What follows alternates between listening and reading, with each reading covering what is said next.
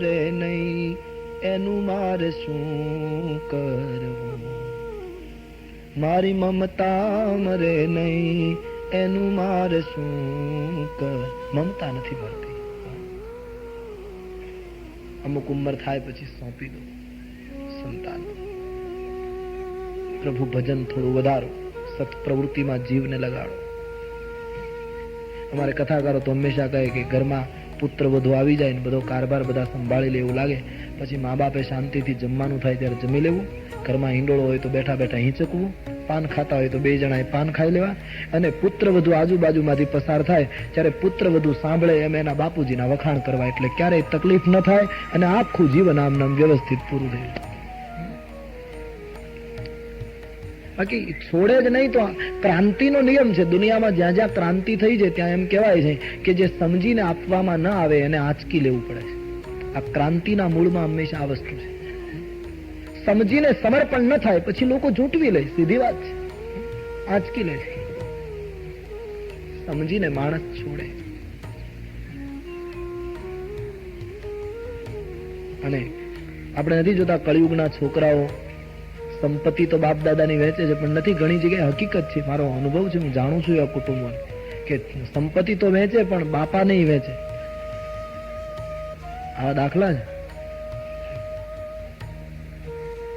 બાપાની બધી સંપત્તિ વેચાય પછી બાપા એક બાકી રહે. મોટો કહે હું ન રાખું, નાનો કહે હું ન રાખું, છેલ્લો કહે હું ન રાખું, કારણ કે બાપાનો સ્વભાવ એવો હોય કોઈ રાખવા તૈયાર ન હોય. પછી વારા કરે. શિયાળાના 4 મહિના મોટા ને ત્યાં, ઉનાળાના 4 મહિના વતલા ને ત્યાં, અને ચોમાસાના 4 મહિના છેલ્લા ને ત્યાં. ઋતુ ફરે એમ બાપાનો ખાટલો ફરે. આ દશા આવે એના પહેલા માણસે સમજવાની જરૂર છે.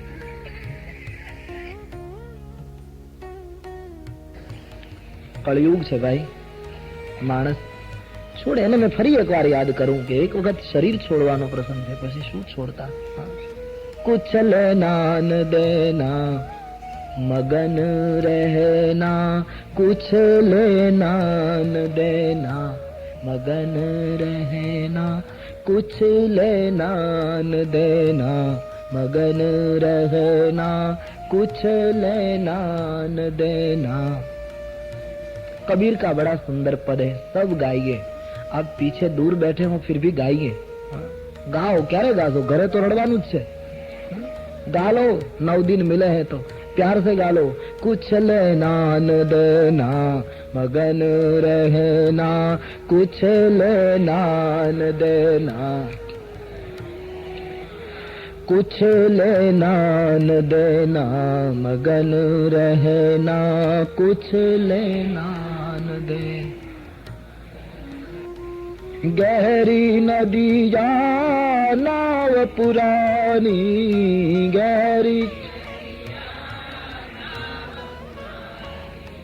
केवटिया से मिले रहना तुम, केवटिया से मिले रहना, कोई केवटिया से मिले रहना, कोई केवटिया से मिले रहना, कुछ लेना न देना मगन रहना, कुछ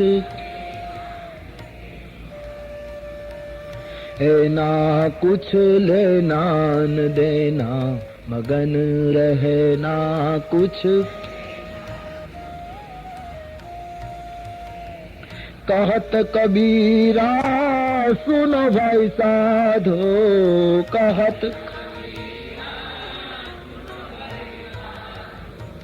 कहत कबीरा सुनो भाई साधो, कहत गुरु के चरण में लिपट रहना तुम, गुरु के चरण में ना तुम, गुरु के चरण में लिपट रहना तुम, गुरु के चरण में लिपट रहना, कुछ लेना न देना मगन रहना, कुछ रहे ना कुछ लेना न देना मगन रहे ना कुछ। મનુ મહારાજનો સંકલ્પ અદ્ભુત છે અને જરાય વિલંબ ન કર્યો. પત્નીને વાત કરી, ધ્યાન દે ઇસ ગંભીરતા પર. દશરથજીને પણ અરીસામાં મુખ જોયા પછી આ વિચાર આવ્યો હતો કે મારે ગાદી રામને સોંપી દેવી જોઈએ. પણ દશરથજીએ થોડા દિવસો વચ્ચે વિચારવામાં કાઢ્યા. સંકલ્પ કરવામાં થોડી દેર કરી તો દશરથનું રામ રાજ્ય 14 વર્ષ પાછું ઠેલાયું. જીવનમાં શુભ વિચાર આવ્યા પછી સંકલ્પમાં જો દેર કરવામાં આવે તો મન બહુ વિચિત્ર છે, ક્યારે પાછું ધોખો આપે કઈ કહેવાય. આપણે ત્યાં કહેવત છે ને કે લોખંડ ધગેલું હોય ત્યારે ઘણનો ઘા કરી લેવો છે, પછી ઘાટ ન આવે. મનુ એટલા માટે સફળ થયા છે કે એમણે તુરત જ સંકલ્પ કર્યો, પોતા મોટા પુત્રને શાસન સુપ્રત કરી દીધું. રાજ્ય સુપ્રત કરી પતિ પત્ની બંને હરિના દર્શન માટે નીકળી ગયા છે. રામચરિતમાનસકારે લખ્યું, પંથ જાત સોહી મતિ ધીરા જ્ઞાન ભક્તિ જનુ ધરે શરીરા. મૂર્તિમંત જ્ઞાન અને ભક્તિ માનવ દેહમાં નીકળ્યા હોય આવી સુંદરતા દેખાતી હતી. મનુ અને શત્રુપા આટલું મોટું શાસન છોડીને નીકળ્યા છે, નૈમિષારણ્ય ગયા છે. સંતો આવ્યા છે સ્વાગત કરવા માટે, રાજર્ષિ છે. અનેક મહાત્માઓ દોડ્યા છે, બધાના ચરણમાં દંડવત કર્યા છે. મનુ અને શત્રુપાએ સંતોને પ્રાર્થના કરી છે, બાપજી હવે કોઈ એવો મંત્ર અને એવું સાધન બતાવો કે આ આંખથી પ્રારબ્ધ પૂરું થાય એના પહેલા રામના દર્શન થાય. આટલી ઈચ્છા છે. સંત પુરુષોએ મનુ અને શત્રુપાજીને ધેનુમતી નદીને કિનારે લઈ ગયા અને મંત્ર આપ્યો છે, 12 અક્ષર મંત્ર બર જપહી સહિત અનુરાગ વાસુદેવ પદ પંકરુહ દંપતિ મન અતિ લાગ. ઓમ નમો ભગવતે વાસુદેવાય. આ મંત્ર આપવામાં આવ્યો. પતિ પત્ની નદીને કિનારે રહીને તપસ્વી જીવન જીવતા જીવતા આ મંત્રનો જપ કરવા લાગ્યા છે. એક જ મંત્ર પતિ પત્નીનો છે, દંપતિ મન અતિ લાગ. ફળ ફૂલ ખાઈ લે, નદીનું જળ પી લે અને જપ કરે છે. સાધના વધવા લાગી, ભજન બળ વધ્યું તો ફળ ફૂલ ખાવાનું છૂટી ગયું. છોડ્યું નહીં, છૂટી ગયું. નિયમ છે, ભજન વધે એનું ભોજન ઘટે. આ સૂત્ર છે.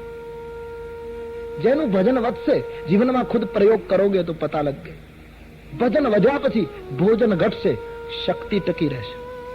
અમારે વૈષ્ણવ સાધુઓમાં આચાર્યો પૂછે કે તમારો આહાર શું? ત્યારે હરિનામ આહાર કહેવાનો. જેનો હરિનામનો આહાર થાય છે એનું વજન ઘટશે. અને ઉલટું કહેવું હોય તો કહી શકાય કે ભોજન વધે એનું ભજન ઘટે. કારણ કે ભોજન વધશે એટલે રજોગુણ અને તમો ગુણ બંને વધશે. તમો ગુણ નિદ્રા લાવશે, નિદ્રા લાવશે, ભજન ઘટશે. ભજન પ્રબળ બન્યું છે, ભોજન કરવાનો સમય રહેતો નથી. ફળ ફૂલ છૂટી ગયા છે. કબીર કહે છે, પીપળાનું પાન તોડો એમાંય ફરક, અને પાન સુકાય ને એની મેળા એ તૂટે એમાંય ફરક. સુકાય ને પાન તૂટે એમ બધું તૂટવા લાગ્યું, છૂટવા લાગ્યું. તૃષા લાગે ત્યારે જળ પી લે છે. શરીર કૃશ બનવા લાગ્યું છે, તપનું તેજ વધવા લાગ્યું છે. માનસકારે લખ્યું છે, અસ્થિ માત્ર શરીર થઈ ગયા અને શરીર પડે તો કોઈ ચિંતા નથી, આવો દ્રઢ નિર્ણય કરીને ઉભા છે. હરિના દર્શન થતા નથી. પતિ પત્નીએ નિર્ણય કર્યો છે, એક પગે ઉભા રહીને જપ કરવો. ધેનુમતી નદીને કિનારે મનુ અને શત્રુપા એક પગે ઉભા રહ્યા છે. અખંડ જપ ચાલે છે. બ્રહ્માદિ દેવતાઓ ધ્રુજવા લાગ્યા છે, અનેક પ્રલોભનો દેખાડ્યા છે, પણ પરમ ધીર મનુ અને શત્રુપા જરાય ચલિત ન થયા. હાડ પિંજર ઉભા છે. એક તાર લાગી ગયો છે ઈશ્વરની સાથે. સાધનાની શિખર જ્યાં આવ્યું છે, આકાશમાંથી આકાશવાણી થઈ છે. ધન્ય હો મનુ મહારાજ, ધન્ય હો શત્રુપાજી. માંગો, શું આપું? દિવ્ય બ્રહ્મ ગીરા સંભળાય છે. કાન દ્વારા, એ શ્રવણ દ્વારા એ ગીરા હૃદયમાં ઉતરી હૃષ્ટ પુષ્ટ તન ભયે સુહાય. બ્રહ્મવાણીની અસર થઈ, શરીર હૃષ્ટ પુષ્ટ થઈ ગયા.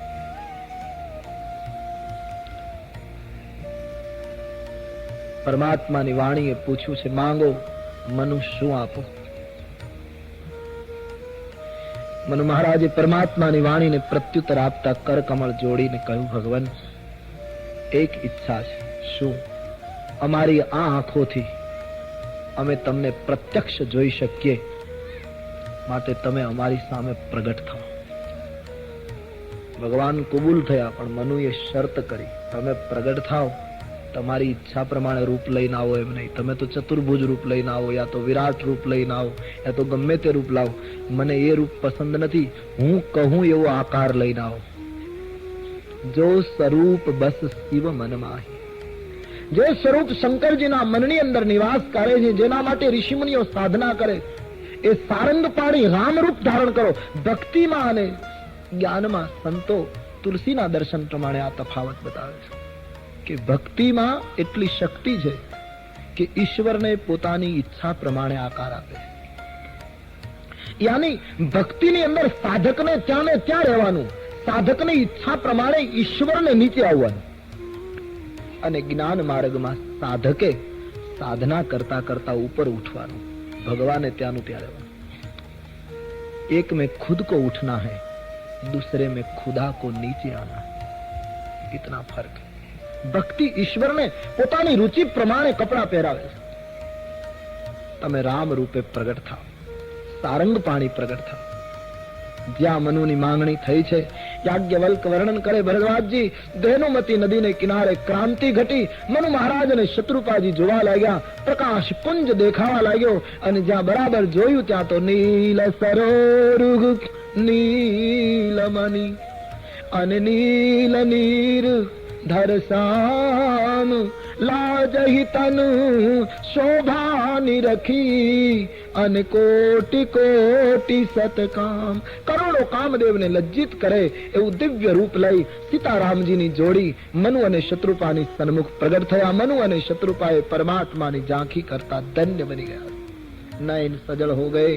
મનુ મહારાજ પરમાત્માના ચરણાર વિંદમાં દંડવત કરે છે. દિવ્ય સ્વરૂપ છે, શરદ મયંક બદન છબી સીવા.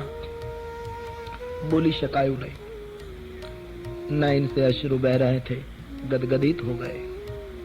ભગવાને મનુને પૂછ્યું, માંગો, શું આપું? મારા ભક્તને ના આપી શકાય એવી મારા પાસે કોઈ વસ્તુ નથી, માંગો. મનુ મહારાજે કહ્યું, મહારાજ, કલ્પ વૃક્ષની નીચે જે ભાવ કરીએ બધું પૂરું થાય, પણ છતાંય દરિદ્રી માણસ જેમ માંગતા સંકોચ અનુભવે એમ તમે તો હું જે ઈચ્છું તે પૂરું કરશો, પણ માંગતા સંકોચ થાય છે. આવું મંગાય મહારાજ? બોલે, મારી પાસે કોઈ પણ વસ્તુ માંગી શકો છો, મનુ માંગો. અને મનુ મહારાજે પરમાત્માની પાસે માંગણી કરી છે, મહારાજ, એક ઈચ્છા છે, આવતા જન્મમાં અમે બંને જણ પાછા પતિ પત્ની બનીએ. હરિના જન તો મુક્તિ ન માગે. ભક્તિ મુક્તિ નથી ઈચ્છતી, મુક્તિ તો ભક્તિની દાસી છે. રામ ભજત સોઈ મુક્તિ ગોસાઈ. આવતા જન્મમાં અમે પતિ પત્ની બનીએ, અમારું દિવ્ય દાંપત્ય હોય. અને મહારાજ, એક જ ઈચ્છા છે, એ વખતે અમારા ગ્રહસ્થાશ્રમમાં અમારે ત્યાં તમારા જેવા પુત્રનો જન્મ થાય. ચાહો તુમ હી સમાન સુત. ભગવાન એટલા બધા પ્રેમ વશ બન્યા કે તુરંત તથાસ્તુ કહી દીધું, કબૂલ. પણ તથાસ્તુ કહ્યા પછી ભગવાનને વિચાર થયો કે મારા સમાન પુત્રની માંગણી કરી, આપ સરીસ ખોજો કહો જાય. હે મનુ, મારા સમાન તો જગતમાં બીજું કોઈ છે જ નહીં, પણ હવે જયારે મેં વચન આપ્યું છે ત્યારે હું પોતે જ આપનો પુત્ર બની અને ત્રેતાયુગમાં રામ બનીને પ્રગટ થઈશ. આપની મનોકામના પૂર્ણ કરીશ. મનુ ધન્ય બની ગયા. પરમાત્માએ વાત કરી, હું મારા અંશો સહિત પ્રગટ થઈશ, મારી આદ્ય શક્તિ સામે પક્ષે પ્રગટ થશે. મનુ નાચવા લાગ્યા છે. શત્રુપાજીને ભગવાને પૂછ્યું, માતાજી, આપને કઈ જોઈએ? શત્રુપાજીએ કહ્યું, મહારાજ, મારા બુદ્ધિમાન પતિએ જે માંગ્યું એ મને બહુ પ્રિય લાગ્યું, મારે બીજું કઈ માંગવું નથી. કારણ કે પુત્ર બનીને આવશો ત્યારે માં હું બનીશ, એટલે માને જ પુત્રનો વધારે લાભ મળતો, એટલે મારે વિશેષ કઈ સુધારો કરવો નથી. પણ એક વસ્તુ જરૂર, તમારા ભક્તને જે ગતિ રહેણી કરણી, જે જીવન મળે એ બધું પાછું અમને મળે. કેવલ પુત્ર ભાવ ન રહે, અમારો બ્રહ્મ ભાવ અને ભક્તિ ભાવ ટકી રહે. તથાસ્તુ કહ્યું છે. મનુ સાવધાન થયા અને મનુએ બીજી માંગણી કરી કે પ્રભુ, મારી એક બીજી ઈચ્છા છે. શું? પાણીમાંથી સર્પના મસ્તક ઉપરથી મણી ખોવાય તો જેમ સર્પ તડફડે, પરેશાન થઈને દુખી થાય, અને જળમાંથી માછલી બહાર નીકળે તો મૃત્યુ પામે, એવી રીતે તમારા ઉપર મને એવો પુત્ર વિષયક પ્રેમ જાગે કે તમારા વિયોગમાં મારું મૃત્યુ થઈ જાય. મનુ એટલા માટે ધન્ય છે કે એણે જન્મ પણ માંગ્યો અને મૃત્યુ પણ માંગ્યો. મને મનુષ્ય જન્મ તો મળે, પણ આવી રીતનું પાછું મોત મળે. આપણે જન્મ માંગીએ છીએ, જીવવાનું માંગીએ છીએ, મરણ કેટલા માંગે છે? એ તો મોટી ઉંમર થાય ત્યારે બધા બોલતા હોય છે, બાકી મરવાનું કેટલાને પસંદ. અમારે સૌરાષ્ટ્રની ભાષામાં બહુ મોટી ઉંમર થાય ને એટલે લોકો બેઠા બેઠા એમ વાતો કરે, હવે અમે કાંઠે બેઠા છીએ પણ બીજાને ધક્કો દેવા. મરવાની કેટલાની તૈયારી. મરને સે સબ જગ ડરા, મેરો મન આનંદ, કબ મિલી હો કબ ભેટી હો પૂરણ પરમાનંદ. એ તો કબીર જેવા વાતો કરી શકે. મૃત્યુ ધન્ય છે મનુને કે એમણે મૃત્યુ માંગ્યું છે. પરમાત્માએ કહ્યું, ઠીક, આપની ઈચ્છા પૂરી થશે. હવે તમારું શેષ જીવન સંતોની સાથે પૂરું કરો. પ્રારબ્ધ પૂરું થયા પછી તમારે સ્વર્ગમાં જવાનું. પુણ્ય ખર્ચાયા પછી પાછું ધરતી ઉપર તમારે માનવ દેહ ધારણ કરવાનું. પ્રભુ અંતરહિત થયા છે. મનુ શત્રુપા શેષ જીવન સંતોની સાથે વિતાવે છે. બંનેના પ્રાણ ગયા છે. સ્વર્ગમાં નિવાસ કર્યો. પુણ્ય ખર્ચાયા પછી બંનેનું પુનઃ મૃત્યુલોકમાં જન્મ થાય છે. હે ભવાની, ભગવાન રામજીના અવતારનું કારણ, ચોથું કારણ મનુ અને શત્રુપા. યહ ઇતિહાસ પુનીત અતિ ઉમહી કહ્યું વૃષકેતુ, ભરદ્વાજ કૌત અબ અપર સુनु રામ જન્મ કર હેતુ. આ ચોથું કારણ બતાવી યાજ્ઞવલ્ક ભરદ્વાજજીને. પાંચમું અને અંતિમ કારણ બતાવવા જાય છે. આપણી જાહેરાત થઈ હતી કે 12 વાગે રામ જન્મની કથાએ પહોંચી શકાય, તો ક્ષમા કરે મહારાજ કે 12 તો બચ ચૂકે હે. એક કારણ આખું બાકી છે, બીજી પણ કથા બાકી છે. અત્યારે રામ જન્મ શક્ય નથી. 3 વાગ્યાની કથા શરૂ થયા પછી 3 થી 4 કે આગળ ગમે ત્યારે राम जन्म नो प्रसंग आपने लईशु. तो इन शब्दों के साथ प्रवचन समापन कर रहा हूँ. प्यार से बोलिए बोलो रामचंद्र भगवान की, श्री बाल कृष्ण लाल की, सदगुरु देव की. ओम नमः पार्वती पतये हर.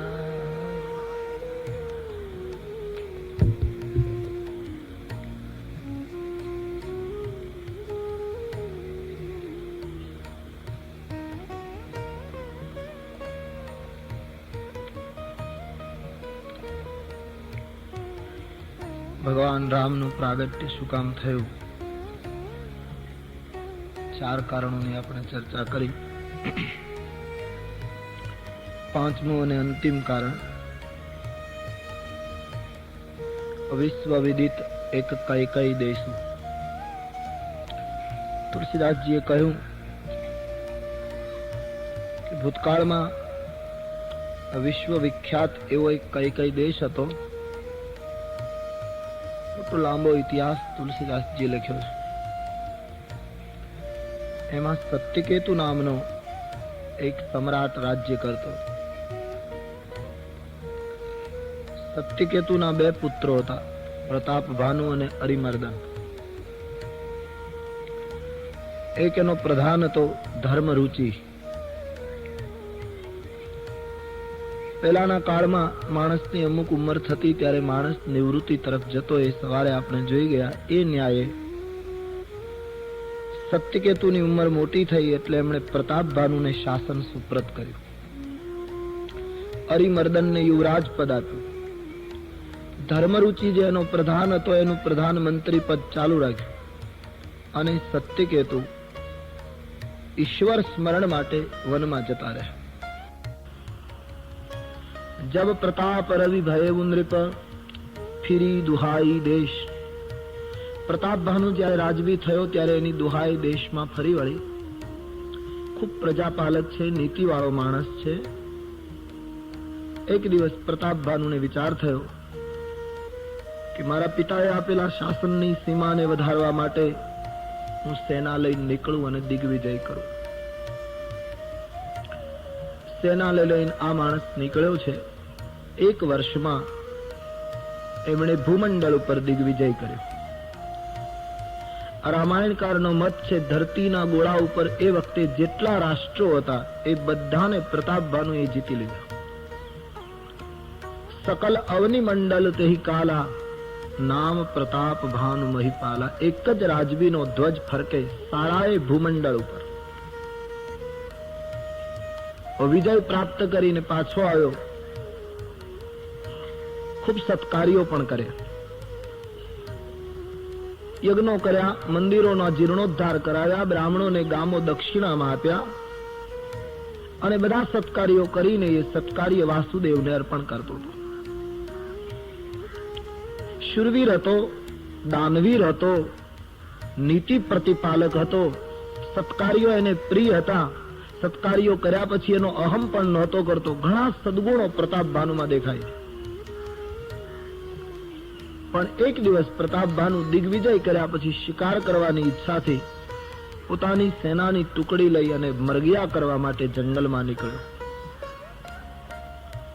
અનેક મૃગને મારતો મારતો, ક્ષત્રિય છે એને મરગિયા કરવાનો અધિકાર એટલે ના ન કહી શકાય, શિકાર કરતો કરતો એ જંગલમાં આગળ વધ્યો. એમાં એમણે એક ભૂંડ જોયો અને એ ભૂંડ ઘણો જ ભયંકર છે માનીને હું આને મારી નાખું એમ વિચારી એમણે પોતાની સેનાને ત્યાં ને ત્યાં રાખી દઈને પોતે એકલો અશ્વારૂઢ થઈને ભૂંડની પાછળ અશ્વને દોડાયો. તુલસીદાસજીએ લખ્યું છે કે ભૂંડ ભૂંડ નહોતો પણ કાલકેતુ નામનો રાક્ષસ હતો.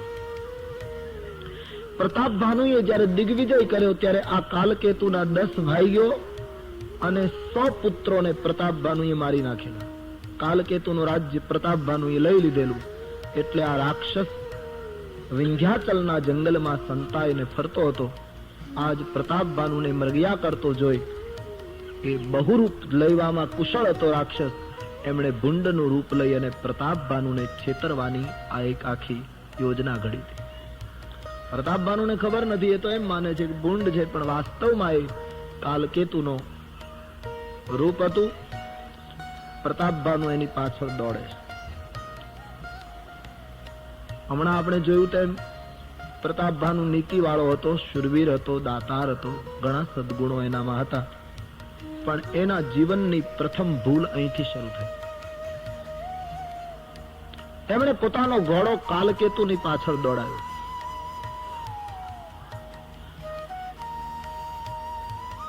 જીવન જીવવા માટે આ પ્રસંગ જરા મને તમને વિચારવા માટે નિમંત્રણ આપે છે. પ્રતાપભાનુ આમ સત્યકેતુનો પુત્ર અને અત્યારે દોડે છે કાલકેતુની પાછળ. સત્યકેતુ અને કાલકેતુ આ બંને નામ બહુ મહત્વના છે. સત્યકેતુનો અર્થ થાય છે સત્યનો કેતુ, યાની સત્યનો ધ્વજ.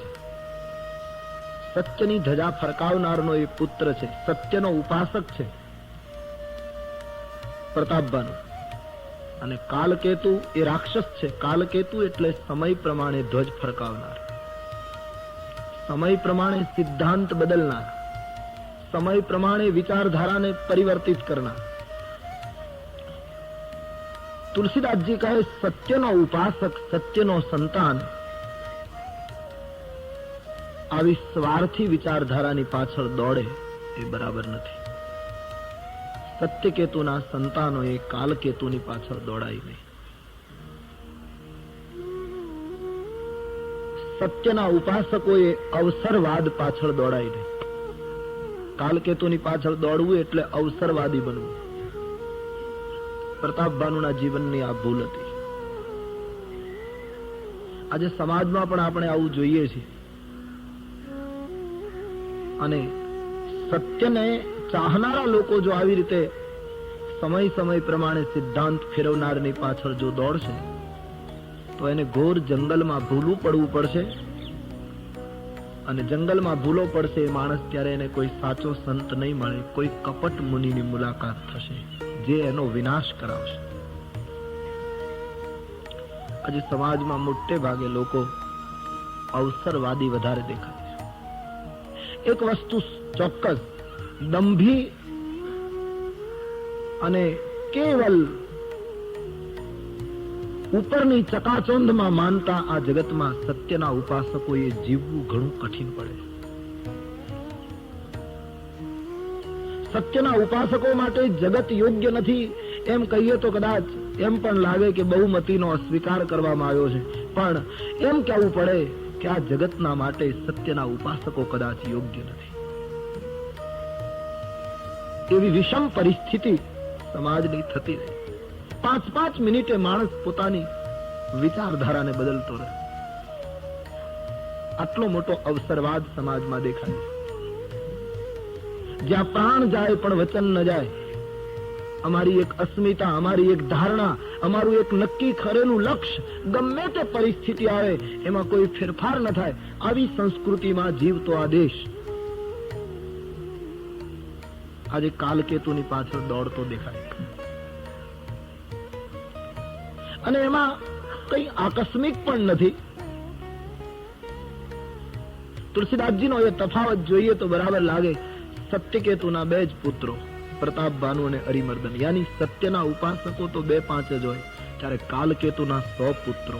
અવસરવાદીઓ તો સેંકડો નીકળે, હજારો નીકળશે.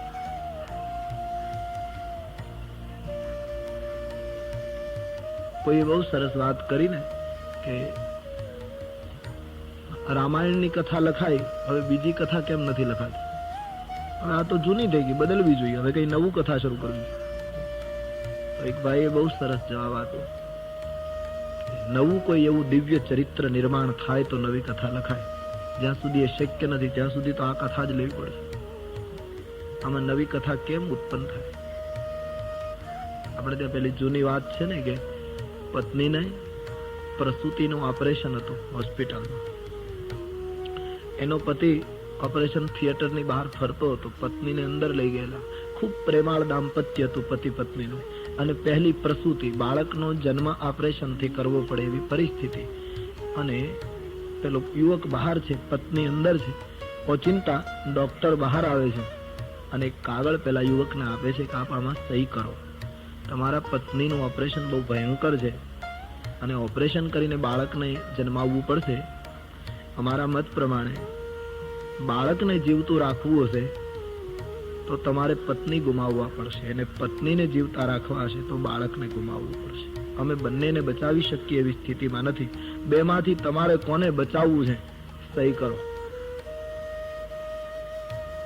એક ક્ષણ માટે એનો સારો સંસાર એની સામે સિનેમાના ચિત્રની જેમ ફરી ગયો. ખૂબ સુંદર દાંપત્ય હતું. યુવકને થયું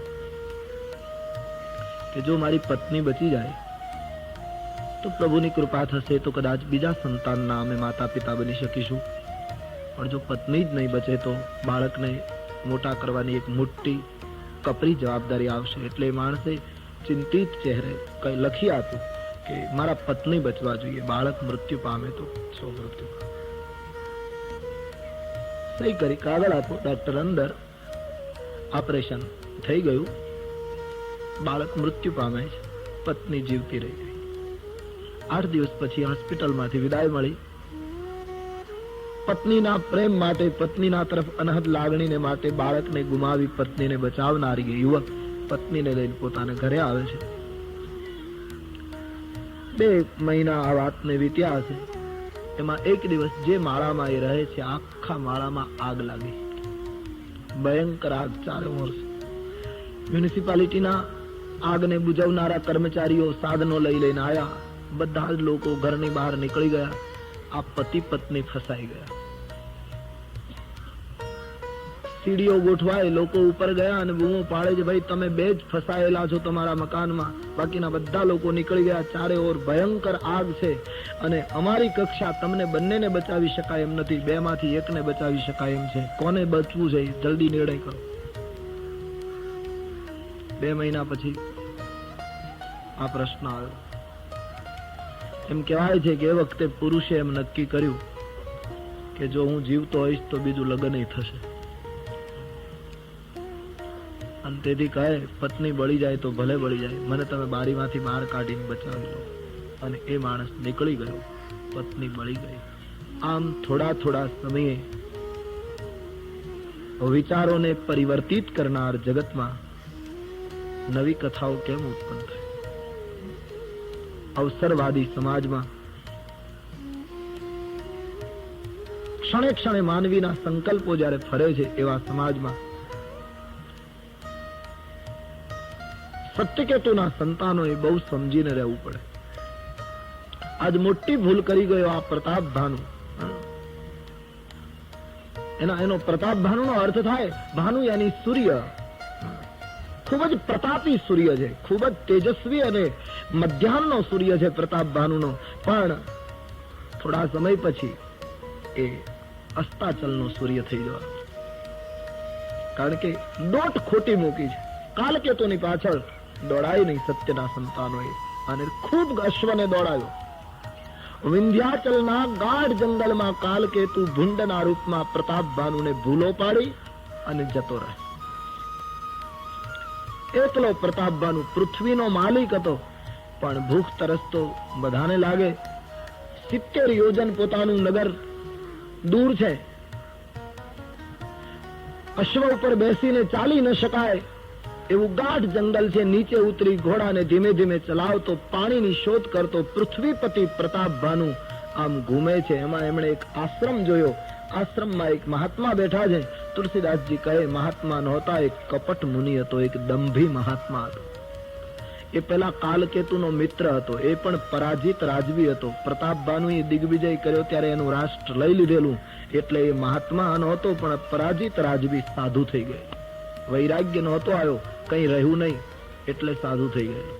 કપટ મુનિ હતો. પ્રતાપ ભાનુ કપટ મુનિના આશ્રમમાં જઈ પહોંચ્યા. અશ્વને એક બાજુ મૂકી, કપટ મુનિનો એ દાંભિક વેશ જોઈ પ્રતાપ ભાનુ ભૂખ તરસમાં હતો, અને તેથી એને ખબર ન રહી, ઓળખવામાં ભૂલ કરી ગયો.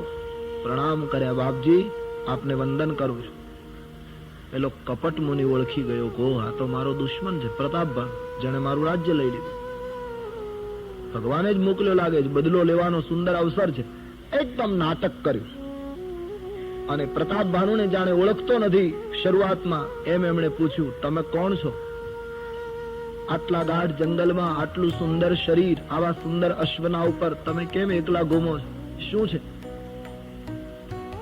પ્રતાપ ભાનુએ રાજનીતિનો પ્રયોગ કર્યો. બાપજી, કઈ દેશનો સમ્રાટ પ્રતાપ ભાનુ છે ને, એનો હું સચિવ છું. પોતાનું મૂળ વાત ન કહે, સચિવ છું એવું. મરગિયા કરવા નીકળ્યો હતો, ભૂલો પડ્યો. મારા સદભાગ્ય આપ જેવા સંતના દર્શન થયા.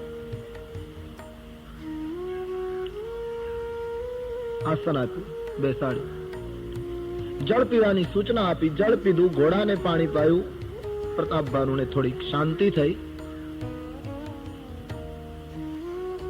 આંખો બંધ કરીને પેલા કપટ મુનિએ થોડા સમય પછી કહ્યું કે તું ભલે જૂઠું બોલ્યો કે હું પ્રતાપ ભાનુનો સચિવ છું, પણ હું યોગ સાધનાથી જાણી ગયો કે તું પોતે જ પ્રતાપ ભાનુ. યોગ સાધનાની કઈ જરૂર જ નહોતી, સામસામા લડ્યા હતા. તમે પોતે જ પ્રતાપ ભાનુ છો. તમારા પિતાનું નામ સત્યકેતુ છે, તમારા ભાઈનું નામ અરિમર્દન છે, તમારો મંત્રી ધર્મરુચિ છે. હું બધાને જાણું છું. યોગના પ્રભાવથી આટલે દૂર બેઠા બેઠા હું સમગ્ર જગતને જાણું છું. હવે આવું બધું કહેવા માંડ્યો એટલે પ્રતાપ ભાનુને શ્રદ્ધા બેસી ગઈ કે મારા સદભાગ્ય કેટલા મહાન સંત મને મળ્યા. એ વાર દંડવત કરવા લાગ્યા. બાપજી, ભલે હું ભૂલો પડ્યો, પણ મારા ખરેખર સદભાગ્ય કે આપ જેવા સંત મળ્યા. તમે બધું જાણી ગયા? બોલે, હા હું બધું જ જાણું છું, રહસ્ય માત્ર. પ્રતાપ ભાનુ, સૂર્ય અસ્ત પામવાની તૈયારી છે. આવું પ્રતાપ ભાનુને કપટ મુનિ કહે. આસન આપ્યું, આજની રાત રોકાઈ જાઓ, આમાં તમે ઘરે નહીં પહોંચી શકો. આસન દિન અસ્ત રવિ જાની. પ્રતાપ ભાનુ હવે અસ્ત રવિ બનવાની તૈયારીમાં બેસી ગયો. પ્રતાપ ભાનુને ખૂબ શ્રદ્ધા બેસી ગઈ કપટ મુનિ ઉપર. પેલા એ કેટલી મોટી મોટી વાતો કરી.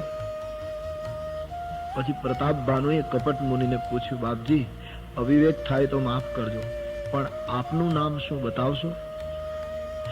પેલા કહ્યું, અમારે મહાત્માઓને વળી નામ શું? અમે તો નામ રૂપને મિથ્યા માનનારા વેદાંતી લોકો. અમારે વળી નામ શું, રૂપ શું? કહ્યું એ તો આપની મહાનતા છે મહારાજ, પણ કંઈક તો નામ હશે ને, અમારે સંસારીઓને તો પુકારવા માટે કઈ આધાર જોઈએ ને. બોલે મારું નામ એક તનુ. એક તનુ એટલે કહે પ્રતાપભાનુ, એક તનુ એટલે બ્રહ્માએ સૃષ્ટિ જયારે ઉત્પન્ન કરી ત્યારે પહેલો વહેલો મને ઉત્પન્ન કર્યો. કપટ મુનિની બધી રજૂઆત હંમેશા આવી જ હોય સમાજ. સૃષ્ટિના આરંભકાળમાં બ્રહ્માએ મને ઉત્પન્ન કર્યો અને મારે શરીર બદલવું નથી પડતું. એકનું એક શરીર, યુગો વીતી ગયા. આની આ ઉંમર, આનું આ શરીર, આનો આ આશ્રમ, ઈશ્વર સિવાય બીજી કોઈ વાત નથી. લોકોમાં હું જતો નથી, કોઈને મુલાકાત આપતો નથી, હરિનું સ્મરણ સતત કરું છું. માટે મારું નામ એક તનું, મારું મૃત્યુ થતું નથી. પ્રતાપભાનુને બહુ શ્રદ્ધા બેસી કે ખરેખર મારા સદભાગ્ય. અને આ પ્રતાપભાનુ, એક વસ્તુ તને કહી દઉં, બ્રહ્માએ સૃષ્ટિ ઉત્પન્ન કરી ત્યારથી હું અહીંયા બેઠો છું, પણ મેં અત્યાર સુધીમાં કોઈને મુલાકાત આપી નથી. આ તને પહેલી મુલાકાત આપી. કારણ કે હું લોકોને જો મુલાકાત આપ્યા કરું તો લોકો ભજન ન કરવા દે. બોલ્યો છે બહુ સરસ તુલસીદાસજીએ કપટ મુનિના મુખમાં પણ 2-3 વાક્યો જીવન ઉપયોગી મૂક્યા છે. બહાર પડવાથી, જાહેર થવાથી ભજનમાં વિક્ષેપ થાય છે પ્રતાપભાનુ, એટલા માટે હું ગુપ્ત રહું છું.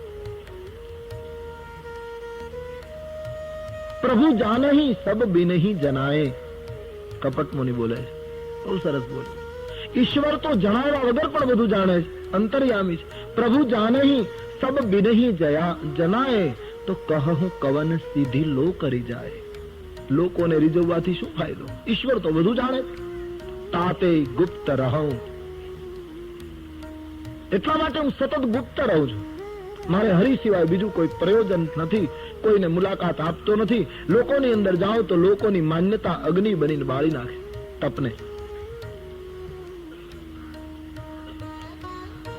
એટલી સરસ રજૂઆત કરી અને પછી પ્રતાપભાનુને કહેવા લાગ્યો, રાજવી, પુત્ર ઉપર પિતાને વહાલ ઉઠે એવું મને તારા ઉપર વહાલ ઉઠ્યું છે. અને પ્રતાપભાનુ, માંગ, તને શું આપું? તું જે કઈ માંગે તે આપું. માંગણી કરવાનું કહ્યું અને પ્રતાપભાનુ માંગવા તૈયાર થયો. હવે પ્રતાપભાનુને જીવનમાં શું બાકી હતું? ધરતીનો માલિક હતો, આખી ધરતી એને ઘરે હતી. જીવનમાં કશુંય કઈ પ્રાપ્ત કરવા જેવું નહોતું સિવાય મુક્તિ. અને છતાં કપટ મુનિએ કહ્યું કે માંગ, ત્યારે પ્રતાપભાનુ માંગવા તૈયાર થયો. આ જીવનો સ્વભાવ છે, એને ગમે તેટલું તમે આપો તો એ માંગવાનું બંધ ન કરે. કેટલું આપ્યું? પ્રતાપભાનુ માંગવા તૈયાર થયો. બાપજી, હા, તમે મને વચન આપતા હો તો એક વસ્તુ આપો. શું? સૌ પ્રથમ તો એ આપો કે મારા શરીરને વૃદ્ધાવસ્થા ના આવે. પેલા એ કહ્યું તથાસ્તુ. બીજું, મારું કદી મૃત્યુ ન થાય. તથાસ્તુ. ત્રીજું, સમરાંગણમાં મને કોઈ જીતી ન શકે, હું અપરાજિત રહું. તથાસ્તુ. કપટીને તથાસ્તુ ક્યાં લેવાના હું? જેટલું માંગે છે બધામાં તથાસ્તુ કરે. 100 કલ્પ સુધી આ ધરતીના ગોળા ઉપર બાપજી મારું એકલાનું જ રાજ્ય રહે, બીજો કોઈ પ્રતિદ્વંદી આવે જ નહીં. 100 કલ્પ સુધી હું એક છત્ર રાજ્ય ભોગવું. વૃદ્ધાવસ્થા, મૃત્યુ, આ બધું મારાથી હટી જાય. બોલે તથાસ્તુ.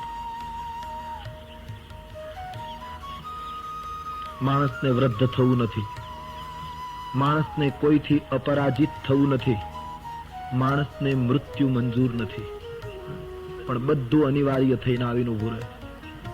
માનવીની ઈચ્છા છે મને કોઈ જીતી ન શકે. કયો માણસ ઈચ્છે છે હું હારું? એ તો સંતો કહે કે જે હારવામાં આનંદ છે તે જીતવામાં નથી.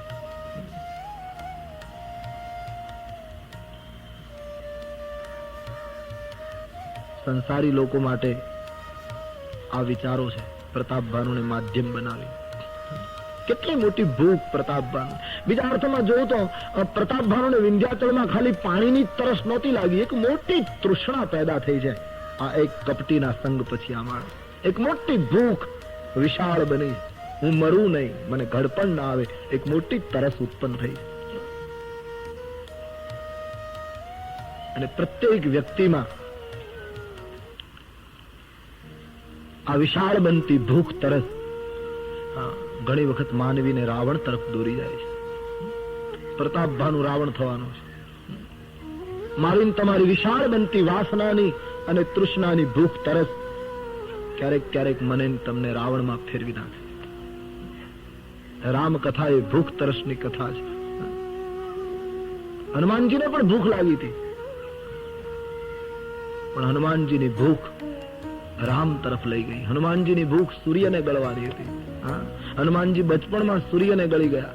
એને ભૂખ લાગી એટલે સૂરજ નહીં. હનુમાનજીની ભૂખ પ્રકાશની છે. હનુમાનજીની ભૂખ સત્યની છે. હનુમાનજીની ભૂખ રામને પામવાની. ત્યારે પ્રતાપભાનુની ભૂખ સામ્રાજ્યનો માલિક હોવા છતાંય હું મરું નહીં, હું ઘરડો ન થાઉં, આવી એક જૂઠી ભૂખ પેદા થઈ છે. પરિણામે રાક્ષસ બનશે. તુલસીદાસજી લખે છે, પ્રતાપભાનુને કપટ મુનિએ કહ્યું, તારું મૃત્યુ નહીં થાય, તને ગળપણ નહીં આવે, તને કોઈ જીતી નહીં શકે, મારો આશીર્વાદ છે, પણ તારે એક કામ કરવું પડશે. શું? તારે ને મારે જે વાતચીત થઈ એ કોઈ ત્રીજી વ્યક્તિને કહેવાનું નહીં. બોલે ભલે બાપજી, ક્યારેય કહીશ નહીં. બોલે ઠીક હે. અને એક બીજી વાત, તારે બ્રાહ્મણોને વશ કરવા પડશે. બ્રાહ્મણો જો વશ થાય તો જગતમાં તને કાળ ન મારી શકે, પણ જો બ્રાહ્મણો વશ ન થાય તો પછી હું બચાવી શકું નહીં. બોલે બાપજી, બ્રાહ્મણોને કઈ રીતે વશ કરવા? કહે એક ઉપાય છે, યુક્તિ મારે આધીન છે. કઈ રીતે? 1 વર્ષ સુધી તારે તારા રાજ્યમાં તમામ બ્રાહ્મણોને જમાડવાના.